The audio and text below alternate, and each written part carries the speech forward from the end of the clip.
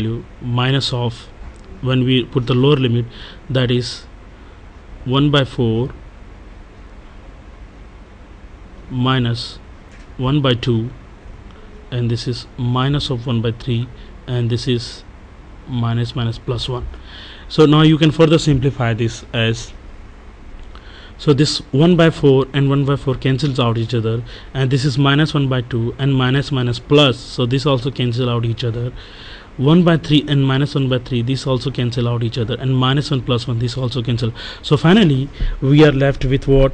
X2 into y1. We are finally left with nothing but that is 0, and this 0 divided by this 0, which is the value of x2 into y1, divided by norm of y1 whole square. And since we know y1 is what, our y1 value is x square minus 1, so we have to calculate this norm. How to calculate this norm? Again, we have to use the concept of, that is the given constant which is given in the question, that is x square minus 1 into x square minus 1 into dx. So as the because every inner product is given, we can also write this y1 into y1, but why we are using this integration? Because it is already given in the question, so we have to again integrate this one and we have to find the value.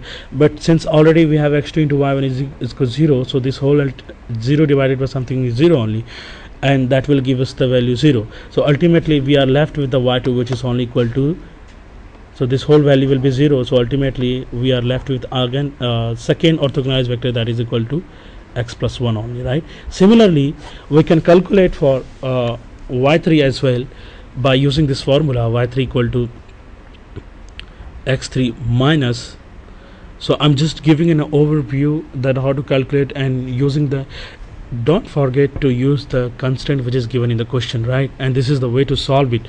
So probably for y3 you can also calculate this way, that is x3 into y1, and we have to use all these preceding vectors what we have calculated, right?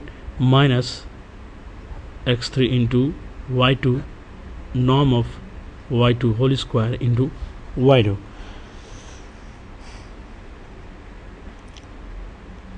Right, so this is this will give you y3, and you can calculate further y4 as well. So the value that you get y1 and y2 y3, so this your will be orthogonalized vectors,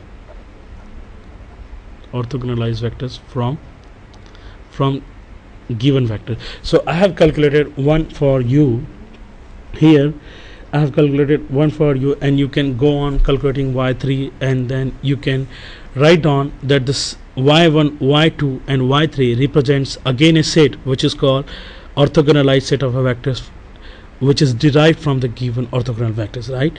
So this is how we use a Gram-Schmidt process. We also use this process in different ways depending on the constant of the problem.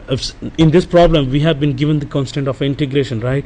So in different problems the problem constant is given in different way. Sometimes the problem set could be, it could be very different. It could be 1 comma 1 comma 0, and this is 0 1 0, and this is 2 1 0. So ultimately you see each vectors is having three elements, each vectors is having 3 elements, each vector is having 3 elements. So depending on the given constant, we can normalize or we can orthogonalize each given vectors, and ultimately the basic notion and the basic concept is same, that is we find a projection and then we subtract where with which vectors we have find the projection, and then we can go on find orthogonalization. So that's all of the Gram-Schmidt process. So I wanted to hit on a new things which is called which I forgot to mention in the beginning, that I also would like to say what is least square approximation, right?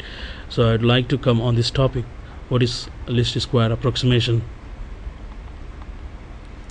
So in your maths too, probably if you see the chapter system of linear equation, you might have saw that there are some system of equation which does not produce the solution and which does not give any solution, right?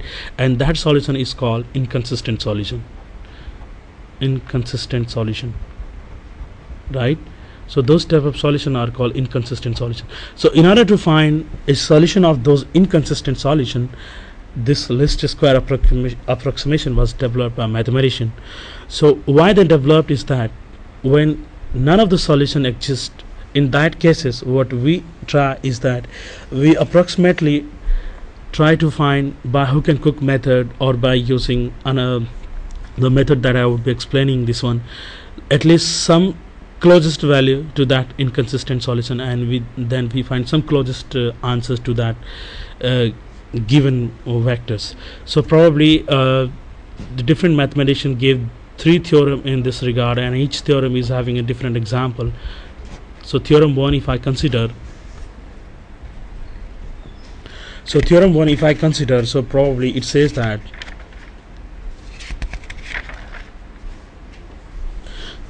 anyways, so theorem 1 here it says that let W be a subspace of Rn of real numbers, Y be any vector also in real numbers, and Y cap, which is an orthogonal projection of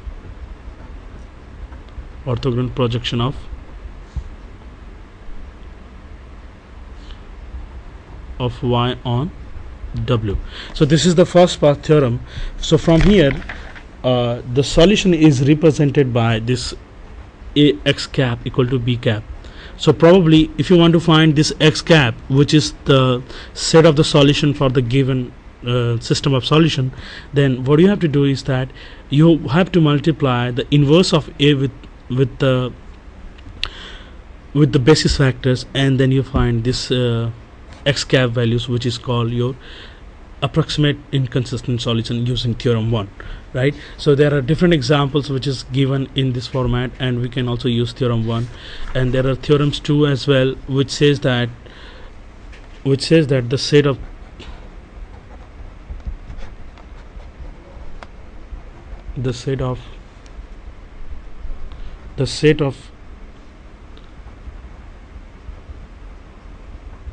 least square Ax equal to B coincides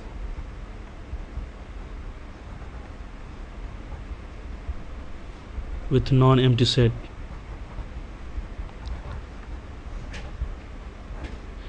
ATA X equal to ATB. So basically in this theorem 2, or the numericals which is given, we basically use this formula.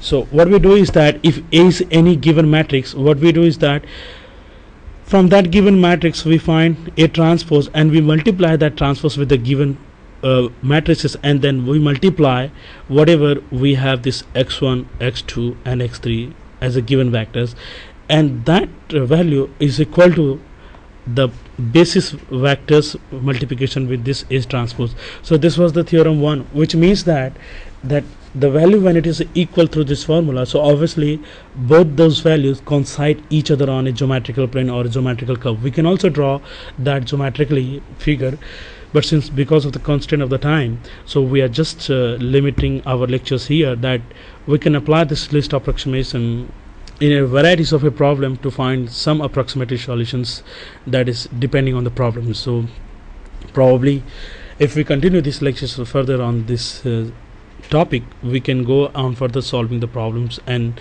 it is one of the interesting aspect from the exam perspective as well, because this concept would be related to the chapters of eigenvalues and eigenvectors as well, and also this concept will be also related to this is orthogonalization of a matrix, right? Which is also separately mentioned in spectral theory, or in the next chapter of a Hermitian matrix.